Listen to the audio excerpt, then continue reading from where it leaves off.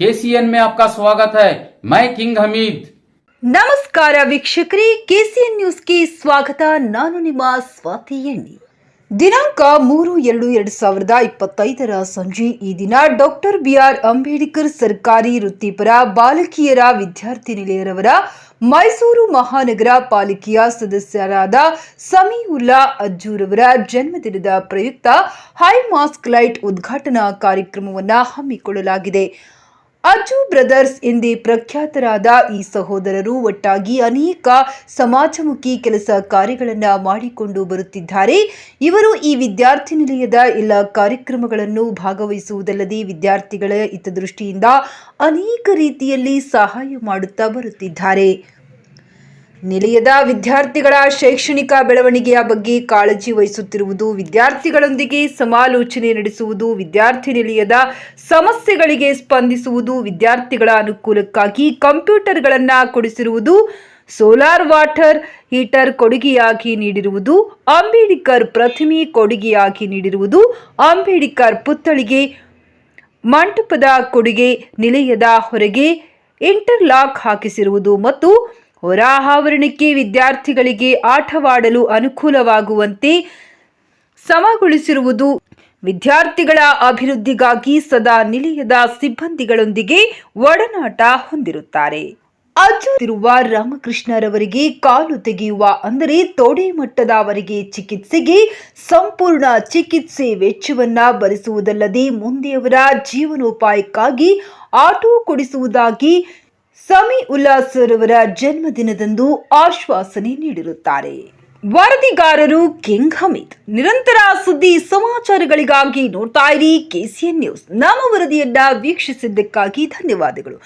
Channel ಅನ್ನ like ಮಾಡಿ, share ಮಾಡಿ, ಸಬ್ಸ್ಕ್ರೈಬ್ ಮಾಡಿ ಮತ್ತು ಕಾಮೆಂಟ್ ಬಾಕ್ಸ್ ನಲ್ಲಿ ತಮ್ಮ ಅಭಿಪ್ರಾಯವನ್ನ ತಿಳಿಸಿ. ವಿಶೇಷವಾಗಿರ್ತಕ್ಕಂಥ ಕಾರ್ಯಕ್ರಮದಲ್ಲಿ ಈ ಭಾಗದ ಜನಪ್ರಿಯ ನಾಯಕರು, ನಗರ ಪಾಲಿಕೆ ಸದಸ್ಯರು, ಜನಾನುರಾಗಿಗಳು ಆಗಿರ್ತಕ್ಕಂಥ ಸಮೀವುಲ್ಲಾ ಅಜ್ಜು ಅವರು ಅವರ ಹುಟ್ಟುಹಬ್ಬದ ನಿಮಿತ್ತವಾಗಿ ಅವರ ಸಮಗ್ರ ಕುಟುಂಬದವರು, ಅವರ ಹಿರಿಯ ಅಣ್ಣನವರು, ತಮ್ಮಂದಿರು ಹಾಗೂ ಈ ಭಾಗದ ಎಲ್ಲ ಸಮುದಾಯದ ಮುಖಂಡರು ಜೊತೆಗೆ ವಿದ್ಯಾರ್ಥಿ ನಿಲಯದ ಎಲ್ಲ ವಿದ್ಯಾರ್ಥಿಗಳು ಇವರೆಲ್ಲರ ಸಮ್ಮುಖದಲ್ಲಿ ಅವರ ಹುಟ್ಟುಹಬ್ಬ, ಈ ಬೇರೆಯವರೆಲ್ಲ ಎಲ್ಲಿ ಹುಟ್ಟುಹಬ್ಬ ಮಾಡ್ಕೋದಿರಂತ ಗೊತ್ತಿರ್ಬೇಕು ನಿಮ್ಗೆ. ಹುಟ್ಟುಹಬ್ಬ ಎಲ್ಲೆಲ್ಲಿ ಇರ್ತವೆ, ಯಾವ್ಯಾವ ರೆಸಾರ್ಟು, ಎಲ್ಲೆಲ್ಲಿ ಅಂತ ನಿಮ್ಗೆಲ್ಲ ಗೊತ್ತಿರುತ್ತೆ. ಆದ್ರೆ ಒಬ್ಬ ಮಹಾನಾಯಕನ ಹುಟ್ಟುಹಬ್ಬ ಹೇಗಾಗ್ಬೇಕು ಅಂದ್ರೆ ಮಹಾನಾಯಕನ ಪ್ರತಿಮೆಗೆ ಮಾಲಾರ್ಪಣೆ ಮಾಡೋದ್ರ ಮುಖಾಂತರವಾಗಿ ಹುಟ್ಟುಹಬ್ಬ ಆಗ್ಬೇಕು ಅನ್ನೋದು ಇದು ಬಹಳ ವಿಶೇಷ. ಮಹಾನಾಯಕನಿಗೆ ಮಾಲಾರ್ಪಣೆ ಮಾಡಿ ಒಬ್ಬ ನಾಯಕನ ಹುಟ್ಟುಹಬ್ಬನ ಆಚರಿಸ್ಕೊಳ್ತಕ್ಕಂಥದ್ದು ಚರಿತ್ರೆ ಒಳಗಡೆ ಇತಿಹಾಸದಲ್ಲಿ ಮರೆಯಲಾಗದಿರ್ತಕ್ಕಂಥ ಘಟನೆ. ಹಾಗಾಗಿ ಬಂಧುಗಳೇ, ಹುಟ್ಟುಹಬ್ಬ ಅಂದ ತಕ್ಷಣ ಏನೋ ವಿಜೃಂಭಣೆಯಿಂದ ಎಲ್ಲೋ ಏನೋ ಪಾರ್ಟಿ ಯಾವುದೋ ಗೋವಾದಲ್ಲೋ ಎಲ್ಲೋ ಇರೋದಕ್ಕಿಂತ ಈ ವಿದ್ಯಾರ್ಥಿ ನಿಲಯದ ಮಕ್ಕಳಿಗೆ ತುಂಬಾ ಕತ್ತಲೆ ಇದೆ, ಮುಂಭಾಗದಲ್ಲಿ ಓಡಾಡ್ಲಿಕ್ಕೆ ಸಮಸ್ಯೆ ಇದೆ, ಅಲ್ಲಿ ತುಂಬಾ ಕತ್ತಲಕವಾದ ವಾತಾವರಣ. ಆ ವಿದ್ಯಾರ್ಥಿ ನಿಲಯದ ಮುಂದೆ ಬೆಳಕಿನ ವ್ಯವಸ್ಥೆಯನ್ನ ಮಾಡ್ಬೇಕು ಅನ್ನೋದು ಇದೆಯಲ್ಲ, ಅದು ಅವರ ಬದುಕಿನ ಸದಾ ಪ್ರೇರಣೆಯಾಗಿ ಅವರ ಬದುಕು ಶಾಶ್ವತವಾಗಿ ಬೆಳಕಾಗಿರಲಿ ಅಂತಕ್ಕಂಥದ್ದನ್ನ ನಾನು ಈ ಸಂದರ್ಭಕ್ಕೆ ಶುಭ ಕೋರ್ತೇನೆ.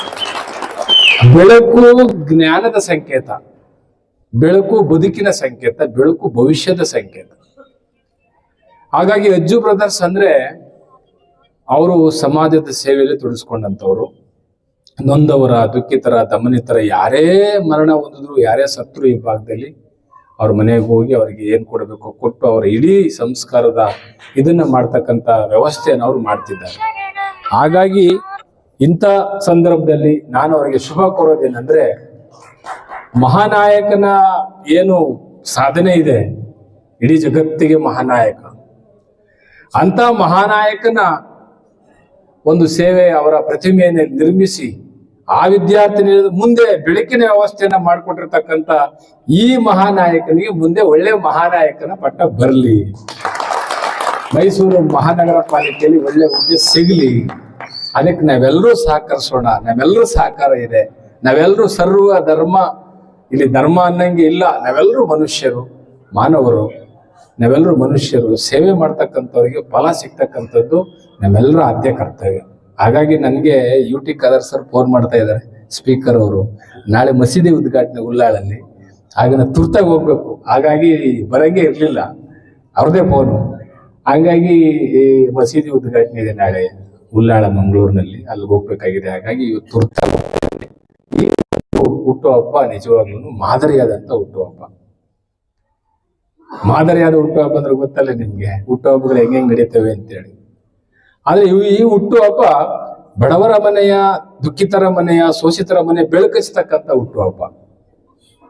ವಿದ್ಯಾರ್ಥಿಗಳು ಕತ್ತಲೆಯಲ್ಲಿ ತಿರುಗಾಡಬಾರದು ಅಂತಕ್ಕಂಥ ಕಾನ್ಸೆಪ್ಟ್ ಇದೆಯಲ್ಲ, ಅದು ನಿಜವಾದಂತ ಅಂಬೇಡ್ಕರ್ ಅವರ ಪ್ರಜ್ಞೆ. ಇದನ್ನ ಈ ಒಂದು ನಿಲಯಕ್ಕೆ ಕೊಟ್ಟು ಸಾರ್ಥಕವಾದಂತ ಕೆಲಸವನ್ನು ಮಾಡಿದ್ದಾರೆ. ನಿಮ್ಮೆಲ್ಲರ ಜೋರು ಚಪ್ಪಾಳೆಯೊಂದಿಗೆ ಅವರಿಗೆ ನಾವು ಹುಟ್ಟುಹಬ್ಬದ ಶುಭಾಶಯಗಳನ್ನು ಕೊಡೋಣ. ಪ್ರತಿ ವರ್ಷ ಮನುಷ್ಯ ಹುಟ್ಟುತ್ತಾ ಇರ್ತಾನೆ, ಪ್ರತಿ ವರ್ಷ ಹುಟ್ಟುತ್ತಾ ಇರ್ತಾನೆ, ಪ್ರತಿ ವರ್ಷ ಹೊಸತನ, ಹೊಸ ದಿನಗಳು. Every day is A birthday, every day, every minute, every second is A birthday. ಯಾವಾಗ ಅಂದ್ರೆ ಒಳ್ಳೇದನ್ನ ಮಾಡಿದಾಗ, ಒಳ್ಳೇದನ್ನ ಮಾಡಿದಾಗ, ಒಳಿತು ಮಾಡೋ ಮನುಷ್ಯ ಅಂತಿರಲ್ಲ, ಒಳ್ಳೇದ್ ಮಾಡಿದಾಗ. ಅಂತ ಒಳ್ಳೆತನವನ್ನ ಅಜ್ಜು ಬ್ರದರ್ಸ್ ಮಾಡ್ತಿದ್ದಾನೆ. ಕುರಾನಲ್ಲಿ ಒಂದು ಮಾತಿದೆ, 100 ಜಕಾತ್ಗೆ ಸಮ ಅಂತ ಹೇಳ್ತಾರೆ ಪ್ರವಾದಿ ಮಹಮ್ಮದ್ ಅವರು.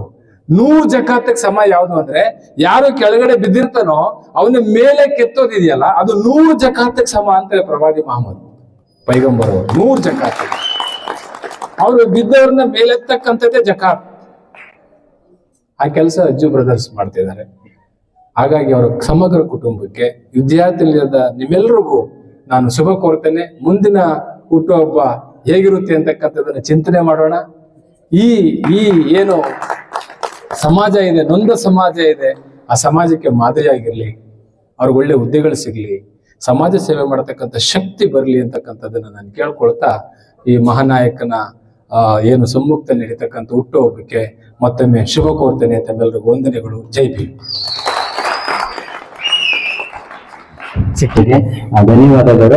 ಅವರು ನಮ್ಮ ಅಜ್ಜು ಬ್ರದರ್ಸ್ ಅವರು ಮಾಡ್ತಾ ಇರ್ತಕ್ಕಂತಹ ಎಲ್ಲಾ ಸಮಾಜಮುಖಿ ಸೇವೆಗಳನ್ನ ಅವರು ನೋಡ್ತಾ ಇದ್ದಾರೆ, ಅವರೊಂದಿಗೆ ಅವರಿಗೆ ಉತ್ತಮ ಒಡನಾಟ ಇದೆ. ಸೊ ಅದರಿಂದಾಗಿ ಅವ್ರಿಗೆ ಈ ಎಲ್ಲಾ ವಿಚಾರಗಳು ತಿಳಿದಿದೆ. ಇಂತಹ ಸಮಾಜಮುಖಿ ಕೆಲಸ ಮಾಡ್ತಾ ಇರ್ತಕ್ಕಂತಹ ಅಜ್ಜು ಬ್ರದರ್ಸ್ ಅವರಿಗೆ ಅಭಿನಂದನೆಗಳನ್ನು ತಿಳಿಸಿದಂತಹ ಜ್ಞಾನಪ್ರಕಾಶ್ ಸ್ವಾಮೀಜಿ ಅವರಿಗೆ ಹೃದಯಪೂರ್ವಕ ಧನ್ಯವಾದಗಳನ್ನ ತಿಳಿಸ್ತೇನೆ. ಅಜ್ಜು ತಲುಪಬೇಕಿಲ್ಲ ಸೌಂಡು. ಜೈ ಭೀಮ್. ಈಗ ತಾನೆ ನಮ್ಮ ನಗರ ಪಾಲಿಕೆ ಸದಸ್ಯರಿಗೆ ಆಶೀರ್ವಾದ ನೀಡಿದಂತ ಪೂಜ್ಯ ಸ್ವಾಮೀಜಿಗಳೇ, ಅದೇ ರೀತಿ ನಮ್ಮ ಭಾಗದ ಮುಖಂಡರುಗಳೇ ಮತ್ತು ವಿದ್ಯಾರ್ಥಿಗಳೇ, ಈ ಹಾಸ್ಟೆಲಿನ ಎಲ್ಲ ಸಿಬ್ಬಂದಿಗಳೇ, ವಾರ್ಡನ್ ಸಾಹೇಬ್ರೆ, ಮತ್ತು ಇಲ್ಲಿ ಅಡಿಗೆ ಮಾಡೋಂಥ ಮಾದೇವಣ್ಣ ಅವರೇ, ಮತ್ತು ನಮ್ಮ ಗುರುಗಳಾದಂಥ ದೊಡ್ಡಯ್ಯ ಸರ್ ಅವರೇ, ನಮ್ಮ ಬಿಜೆಪಿ ಮುಖಂಡರಾದ ಬಾಂಡವ್ರೆ, ಗಾನವ್ರೆ, ನಮ್ಮ ಜಯದೇವ ಆಸ್ಪತ್ರೆಯ ನಮ್ಮ ಸ್ನೇಹಿತರಾದ ನಮ್ಮ ಸೋದರಾದಂಥ ಸೈಯದ್ ಅವರೇ, ಎಲ್ಲ ದೇವಸ್ಥಾನದ ಮುಖಂಡರುಗಳೇ, ಇವತ್ತು ತುಂಬಾ ಜನ ಹುಟ್ಟುತ್ತಾರೆ, ತುಂಬಾ ಜನ ಸಾಯ್ತಾರೆ. ಕೆಲವು ವ್ಯಕ್ತಿಗಳು ಮಾತ್ರ ನೆನ್ಸ್ಕೊಳ್ಳಂತ ಕೆಲಸ, ಅದು ಈ ಭೂಮಿ ಆಕಾಶ ಪ್ರಪಂಚ ಇರಗಂಟನೂ ಅವರು ಶಾಶ್ವತ ಜೀವಿಸ್ತಾ ಇರ್ತಾರೆ. ಅವ್ರು ಮಾಡಿದಂತ ಒಳ್ಳೆ ಕೆಲಸ, ಅದರಲ್ಲಿ ಬಾಬಾ ಸಾಹೇಬ್ ಅಂಬೇಡ್ಕರ್ ಅವರು ಇಡೀ ದೇಶಕ್ಕೆ, ಇಡೀ ಪ್ರಪಂಚಕ್ಕೆ ಒಂದು ಮಾದರಿ ಅಂದ್ರೆ ತಪ್ಪಾಗಲಾರ್ದು. ನಮ್ಮ ಸಹೋದರು ಒಳ್ತು ಮಾಡೋ ಮನುಷ್ಯ, ಆ ಸಾಂಗು ಯಾವ ರೀತಿ ಇತ್ತು ಅಂತ ಹೇಳಿದ್ರೆ, ಮನುಷ್ಯ ಪೂರ್ತಿ ಅರ್ಥ ಮಾಡ್ಕೊಬಿಟ್ರೆ ಯಾವುದೇ ಜಾತಿನೂ ಇಲ್ಲ, ಯಾವುದೇ ಭೇದನೂ ಇಲ್ಲ, ಯಾವುದೇ ಏನು ವ್ಯತ್ಯಾಸ ಇಲ್ಲ, ಅದು ಪೂರ್ತಿ ಅರ್ಥ ಮಾಡ್ಕೋಬೇಕು. ಆ ಸಾಂಗಲ್ಲಿ ಅವ್ರು ಆಡ್ತಿದ್ರೆ ನಾವು ಸ್ವಲ್ಪ ಹೊತ್ತು ನಾನು ಕುಮಾರ್ ಮಾತಾಡ್ಕತ್ತಿದ್ದ. ಹಿಂಗಾಗಿ ಇವತ್ತು ನಮ್ಮ ವಾರ್ಡ್ ನಂಬರ್ 9ರಲ್ಲಿ ಈ ಹಾಸ್ಟೆಲು ಮತ್ತು ಅಂಬೇಡ್ಕರ್ ಪುತ್ಲಿ ಇರೋದು ನಾವು ಪುಣ್ಯವಂತರು. ಆ ಯೋಗ ನಮ್ ಸಮೀಕ್ಷೆ ಸಿಗ್ತಲ್ಲ ಅಂತ ನಮ್ಗೆ ಖುಷಿ. ಅಂತ ಮಹಾನ್ ವ್ಯಕ್ತಿಯ ಒಂದು ಈ ತರ ಪವಿತ್ರವಾದ ಜಾಗದಲ್ಲಿ ಅವ್ರು ಹುಟ್ಟಿದ ದಿನ, ಅವ್ರದೊಂದು ಪುತ್ಲಿಯನ್ನು ಆಚರಣೆ ಮಾಡಿ ನಮ್ಮ ವಿದ್ಯಾರ್ಥಿಗಳು ಯಾವಾಗಲೂ ಹೋಗುವಾಗ ಅವ್ರ ಆಶೀರ್ವಾದವನ್ನು ಪಡೆದು ಅವ್ರ ವಿದ್ಯಾಭ್ಯಾಸ ಪೂರ್ತಿ ಮಾಡ್ಕೊಂಡು ಬರುವಾಗ ತಿರ್ಗಾ ಅವ್ರ ದರ್ಶನವನ್ನು ಮಾಡಿ ಅವರು ಅವ್ರ ಜಾಗಕ್ಕೆ ಹೋಗೋದು ಇದು ಮಾಮೂಲಿ ಮಾತಲ್ಲ, ಬುದ್ಧಿವಂತರಿಗೆಲ್ಲ ಅರ್ಥ ಆಯ್ತದೆ. ಇವತ್ತೇನಾಗಿದೆ ಅಂತ ಹೇಳಿದ್ರೆ, ಈ ಹಾಸ್ಟ್ಲು ನಮ್ಮ ಮಾಡಲ್ ಇರೋದು ನಾವೆಲ್ಲ ಹೆಮ್ಮೆಯಿಂದ ಬೇರೆ ಕಡೆ ಹೇಳ್ಕೊತೀವಿ. ನಮ್ಮ ಮಾಡಲ್ ಒಂದು ಹಾಸ್ಟ್ಲ್ ಇದೆ, ನಮ್ಮ ಮಾಡಲ್ ಅಂಬೇಡ್ಕರ್ ಪುತ್ಲಿ ಇದೆ, ನಮ್ಮ ಮಾಡಲ್ಲಿ ನೂರಾರು ವಿದ್ಯಾರ್ಥಿಗಳು ಬಂದು ಇಲ್ಲಿದ್ದು ಇವರು ಭವಿಷ್ಯದಲ್ಲಿ IAS ಆಗ್ಬೋದು, IPS ಆಗ್ಬೋದು, ಡಾಕ್ಟರ್ ಆಗ್ಬೋದು, ಲಾಯರ್ ಆಗ್ಬೋದು, ಇದೆಲ್ಲ ನಮ್ಮ ಏರಿಯಾಗೆ, ನನ್ನ ವಾರ್ಡ್ಗೆ, ನನ್ನ ಮನೆಗೆ ನಾವು ಅದೃಷ್ಟವಂತರು. ನೀವುಗಳು ಇಲ್ಲಿ ಇದ್ದು ಎಲ್ಲೇ ಹೋದ್ರೆ ಇದು ನೆನ್ಸ್ಕೊತೀರ. ನೀವು ಮುಂದಿನ ಭವಿಷ್ಯದಲ್ಲಿ ಏನಾದ್ರೂ ನೆನ್ಸ್ಕೊತೀರ. ಆಮೇಲೆ ಈ ಭಾಗದಲ್ಲಿ ನಮ್ಮ ನರಸಿಂಹರಾಜ್ ಕ್ಷೇತ್ರ ಇರ್ಬೋದು, ನಮ್ಮ ಮಾಡಲ್ಲಿ ಸಮೀಗ್ ಸಿಕ್ಕಂತ ಪ್ರೀತಿ ಯಾವುದೇ ಕಾರ್ಪೊರೇಟರ್ ಸಿಕ್ಕಿಲ್ಲ. ಸಮೀ ಅವ್ರ ಅದೃಷ್ಟ ಅದು. ಅವ್ರ ಜೊತೆ ಇರೋಂಥ ನಾಗಣ್ಣ ಆಗಿರ್ಬೋದು, ಕುಮಾರ್ ಆಗಿರ್ಬೋದು, ರವಿ ಆಗಿರ್ಬೋದು, ಇಂಥ ನೂರಾರು ಜನ ಎಲ್ಲಾ ಸಮಾಜ ಮುಖಂಡರು, ಮಕ್ಕಳು, ಮಹಿಳೆಯರು ಏನ್ ಪ್ರೀತಿ ಮಾಡ್ತಾರೆ. ಅವ್ರು ಮಾಡ್ತಿರೋ ಶ್ರಮ, ಅವ್ರು ಕೊಡ್ತಿರೋ ಸೇವೆಗೆ ಅಲ್ಲಿಂದನೂ ಅದೇ ಸಿಗ್ತೈತೆ, ಅವ್ರ ಕಡೆಯಿಂದನೂ ಅದೇ ಸಿಗ್ತೈತೆ. ಸಮೀ ಅವ್ರು ಏನ್ ಕೆಲಸ ಮಾಡ್ತಾರೆ ಅದಕ್ಕಿಂತ ಜಾಸ್ತಿ. ನಿನ್ನೆ ನನ್ಗೆ ಗೊತ್ತಿರಂಗೆ ಒಂದು 80 ಕಡೆ ಕೇಕ್ ಕಟ್ ಮಾಡಿ ಟೈಮ್ ಸಾಕಾಗಿಲ್ಲ. ಸಮೀ ಅವ್ರು ಹೇಳ್ತಿರ್ ಫೋನ್, ಇಲ್ಲ ನಾಳೆ ಇಟ್ಕೊಳ್ಳಿ, ನಾಳೆ ಬರ್ತೀನಿ. ಒಂದಿನ ಉದ್ದಪ್ಪ ಮಾಡಿದ್ರೆ ಎಲ್ಲೋ ಸ್ವಾಮೀಜಿ ಅವ್ರು ಹೇಳ್ದಂಗೆ ಗೋವಾ ರಾಜಕಾರಣಿಗಳದೆಲ್ಲ ಹೆಂಗಂದ್ರೆ ಸ್ವಲ್ಪ ಅಧಿಕಾರಕ್ಕೆ ಬಂದ್ಬಿಟ್ಮೇಲೆ ಕೈಗೆ ಸಿಕ್ಕಲ್ಲ. ಅವ್ರ ಬಾಡಿ ಲ್ಯಾಂಗ್ವೇಜ್ ಆಗಿರ್ಬೋದು, ಅವ್ರು ಮಾತಾಡೋಂಥದ್ದಾಗಿರ್ಬೋದು, ಅವ್ರ ಕಾರಿಂದ ಗ್ಲಾಸೇ ಇಡ್ಸಲ್ಲ. ಸಮೀ ಎಲ್ಲವ್ರು ಅಂದ್ರೆ ಬೆಳಿಗ್ಗೆ ಒಂಚೂರು ಕುಮಾರ್ ಫೋನ್ ಮಾಡಿದ್ರು, ನಾಗಣ್ಣ ಫೋನ್ ಒಂದ್ ಸಾವಾಗಿದೆ, ಅಲ್ಲಿ ಹೋಗ್ಬಿಟ್ಟು ಆಮೇಲೆ ಬರ್ತೀನಿ, ನಮ್ಮನೆ ಕೆಲಸ ಇದ್ರೆ ಅಂತೇಳಿ ಇವೆಲ್ಲ ಸೇವೆ ಮಾಡೋಂಥ ಅವಕಾಶ ಎಲ್ಲರಿಗೂ ಸಿಕ್ಕಲ್ಲ.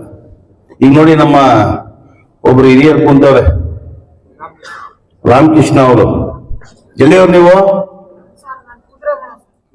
ನೋಡಿ, ಅವರು ನಮ್ ಪರಿಚಯನೇ ಇಲ್ಲ. ಯಾರು ಹೇಳಿದ್ರಂತೆ ಎಲ್ಲಾ ಕಡೆ ಓಡಾಡೋರು. ಕುಂಕಳಿ ಭೈರಪ್ಪ ಅವರು, ನಮ್ ಕುಮಾರ್ ಅವ್ರ ಅಣ್ಣ ಅವರು. ಅವ್ರು ಸಿಕ್ಬಿಟ್ಟೆ ಅಜ್ಜು ಬ್ರದರ್ಸ್ ಗೊತ್ತಾ, ನನ್ಗೆ ಹಿಂಗಾಗಿದೆ, ಕಾಲ್ ತೊಂದ್ರೆ ಇದೆ, ಡಾಕ್ಟರ್ ಕಾಲ್ ಕಟ್ ಮಾಡ್ಬೇಕು ಅಂತಾರೆ, ನನಗೆ ಬದುಕಕ್ ಆಸೆ ಇಲ್ಲ, ನಾನು ಇಲ್ಲ ಅಂದ್ರೆ ಯಾರಿಗಾರ ನನ್ ಕಣ್ ಚೆನ್ನಾಗಿದೆ, ಕಣ್ ಕೊಟ್ಬಿಟ್ಟು ನಾನು ಏನ ಮಾಡ್ಕತಿ. ಈ ನೋವಿದೆ ಸಮಾಜದಲ್ಲಿ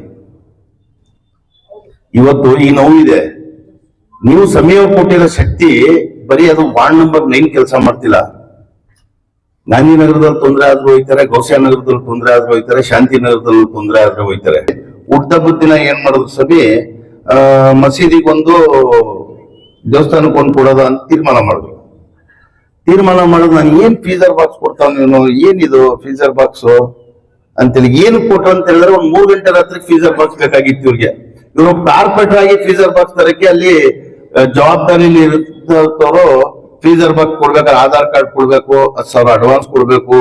ಅಲ್ಲಿ ಯಾರು ತಂದೆನೋ ತಾಯಿನೋ ತೀರೋಗೋರೆ ಕಾರ್ಪೊರೇಟರ್ ಅಂದ್ಬಿಟ್ಟು ಹೇಳಿದ್ರು. ಅವಾಗ್ಲೇ ಇಮಿಡಿಯೇಟ್ ಆಗಿ ಅವ್ರಿಗೆ ಹುಟ್ಟ ಬುದ್ಧಿನ 2 ಕೊಡೋದ, ಒಂದು ಮಸೀದಿ ಕೊಡೋದ. ಯಾರೋ ಸ್ವಲ್ಪ ಜನ ಇರ್ತಾರೆ, ಅವ್ರ ಮೈಂಡಲ್ಲಿ ಬರೀ ಕೆಟ್ಟ ಯೋಚನೆ ಮಾಡೋರು. ಅದೇನೋ ಮಸೀದಿ ಅಂತ ಬಂದ್ಬಿಟ್ಟು ನಮ್ಮಂಗ್ ಮನಗಿಸ್ಬೇಕಾದ್ರೆ ಸಾಬ್ರದು ಅಂತಾರೆ. ಇಲ್ಲಿ ನಮ್ಮವ್ರು ಸ್ವಲ್ಪ ಇರ್ತಾರೆ, ದೇವಸ್ಥಾನ ಅಂತ ಅಂದ್ಬಿಟ್ಟು ನಮ್ಮನ್ನ ಮನಗಿಸ್ಬೇಕು, ಅದ್ ಬೇಡ ಅಂತೇಳಿ 2 ಮಾಡಿಸೋದು. ಒಂದು ನಮ್ಮ ಚಾಮುಂಡೇಶ್ವರಿ ದೇವಸ್ಥಾನದಲ್ಲಿ ನಾಗಣ್ಣ ಅವ್ರ ಜವಾಬ್ದಾರಿ, ನಮ್ ಜಿಮ್ಮಾದೇವಣ್ಣ ಎಲ್ಲ ಟೀಮ್ ಜವಾಬ್ದಾರಿ ಕೊಟ್ಬಿಟ್ರು. ಹೆಂಗ್ ಮೇಂಟೈನ್ ಐತೈತೆ ಅಂದ್ರೆ ಅದ್ರ ಬೆಲೆ ಗೊತ್ತಿರೋರು ಗೊತ್ತು. ಯಾರು ತಂದೆ ತೀರೋಗಿರ್ತಾರೆ, ಯಾರು ತಾಯಿ ತೀರೋಗಿರ್ತಾರೆ, ಆ ಟೈಮಲ್ಲಿ ಯಾರೋ ಬರ್ಬೇಕು ಬೆಂಗಳೂರಿಂದಾನೋ, ಹುಬ್ಳಿಂದಾನೋ, ಧಾರವಾಡಿಂದಾನೋ ಹೆಣ ಮಡಗ್ಬಿಟ್ರೆ ಊದ್ಕೊಬಿಡ್ತದೆ. ಹಾರ್ಟ್ ಪೇಷಂಟ್ಗಳು ಇರ್ತಾರೆ. ಅದೆಷ್ಟು ಉಪಯೋಗ ಆಯ್ತೈತೆ ಅಂತ ಹೇಳಿದ್ರೆ ನಾವ್ ಹೇಳ್ಕೊಳಗಿಲ್ಲ. ನಮ್ಮ ಮಸೀದಿಲಿ ಒಂದಿದೆ, 3 ಕಡೆ ಸಾವು ಆಯ್ತದೆ. ನನ್ಗೆ ಫೋನ್ ಮಾಡ್ತಾರೆ, ಸಮೀಗ್ ಒಬ್ರು ಫೋನ್ ಮಾಡ್ತಾರೆ, ನಮ್ ಸಲೀಮ್ಗೆ ಒಬ್ರು ಮಾಡ್ತಾರೆ, ರಬೀಗ್ ಮಾಡ್ತಾರೆ, ನಮ್ ರಿಜ್ವಾನ್ ಮಾಡ್ತಾರೆ, ಕೊಡಿ ಅಂತ. ನಾನು ಒಪ್ಕೊಂಡಿರ್ತೀನಿ, ಆಯ್ತು ಮಸೀದಿಲಿದೆ ಹೇಳ್ತೀನಿ ಹೋಗಿ ಅಂತ. ಅಲ್ಲಿ ಸಮೀ ಕಳ್ಸ್ಬಿಟ್ಟಿರ್ತಾನೆ, ಎಲ್ಲಪ್ಪ ಬಂದವರು ಅವ್ರ ಆಟೋ ತಗೊಂಡಿ ಅಂತೇಳಿ. ಅದಕ್ಕೆ ಈ ಸಲ ಚಿಂತನೆ ಮಾಡಿ ಏನ್ ಮಾಡಿದ್ರು, ಸಾಲ್ತಾ ಇಲ್ಲ, ನಾವು ಡಿವೈಡ್ ಮಾಡೋದ. ಒಡಿ ಬಿಳಾಕ್ ಒಂದು ದೇವಸ್ಥಾನದಲ್ಲಿ ಇಟ್ಬಿಟ್ರೆ ಚಾಮುಂಡೇಶ್ವರಿ ದೇವಸ್ಥಾನದವ್ರಿಗೆ ಅಲ್ಲಿ ಇಲ್ಲಿಲ್ಲ ಅಂದ್ರೆ ನಾಗಣ್ಣ ಹೇಳ್ತಾರೆ, ಚಾಮುಂಡಿ ಅಲ್ಲೊಂದು ಕೊಟ್ಟಿದೀವಿ, ಅಲ್ಲಿ ಎತ್ಕೊಳ್ಳಿ. ಇದೆಲ್ಲ ಉಪಯೋಗ ಆಗಂತ ಪದಾರ್ಥ. ಹಿರಿಯರೆಲ್ಲ ಏನ್ ಮಾಡ್ತಿದ್ರು, ದೇವಸ್ಥಾನ ಮಸೀದಿ ಇದೆಲ್ಲ ಅಂದ್ರೆ ಸಾರ್ವಜನಿಕರು ಉಪಯೋಗ ಆಗ್ಬೇಕು. ಇವಾಗ ನಾವೇನ್ ಮಾಡಿದೀವಿ, ಮಸೀದಿ ಅಂದ್ರೆ ಬರೀ ಹೋಗೋದು, ನಮಾಜಿ ಮಾಡ್ಕೊಂಡು ಬರೋದು. ಅಲ್ಲಿಂದ ಏನು ಉಪಯೋಗ ಪಬ್ಲಿಕ್ ಸಿಗ್ತಾ ಇಲ್ಲ. ದೇವಸ್ಥಾನ ಅಂದ್ರೆ ಹೋಗೋದು, ಪೂಜೆ ಹೊಡೆಯೋದು, ಕಾಯಿ ಹೊಡೆಯೋದು, ಕೈ ಮುಗಿಯೋದು, ಬರೋದು. ಒಂದ್ ದೇವಸ್ಥಾನ ಅಂದ್ರೆ ಹೆಂಗಿರ್ಬೇಕಂದ್ರೆ, ಅಲ್ಲಿಂದ ದೇವ್ರು ನಮ್ಗೆ ಅನುಕೂಲ ಕೊಟ್ಮೇಲೆ ಆ ದೇವಸ್ಥಾನದಿಂದ ಅಲ್ಲಿರುವಂತ ಜನತೆಗೆ ಉಪಯೋಗ ಹೋಗ್ಬೇಕು. ಅವಾಗ ದೇವರು ನಮ್ಗೆ ಆಶೀರ್ವಾದ ಜಾಸ್ತಿ ಕೊಡ್ತಾರೆ ಅಂತೇಳಿ ಜಾಸ್ತಿ ಮಾತಾಡಕ್ ಹೋಗಲ್ಲ.